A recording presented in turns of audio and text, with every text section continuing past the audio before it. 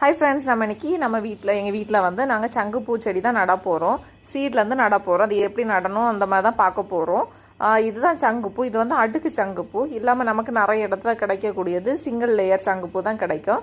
அதோட சீடு வந்து இந்த மாதிரி தான் இருக்கும். நான் சங்குப்பூ டீ போடுறதுக்காக ஒரு வீட்டிலேருந்து பூ கேட்டிருந்தேன், அவங்க தந்துருந்தாங்க. ஸோ சீடும் கேட்டிருந்தேன். அதோட சீடு வந்து இந்த மாதிரி தான் இருக்கும். அதை நம்ம உடைக்கும் போது இந்த மாதிரி கருப்பு கலரில் தான் கிடைக்கும் சீடு. இதை கொஞ்சம் நிழலில் காய வச்சு அதுக்கப்புறமா நான் வந்து நட வேண்டியதை முளைக்க வேண்டியதை முளைக்க போட்டுட்டு மீதியை வந்து ஒரு டப்பாவில் போட்டு தான் வைக்க போகிறேன்.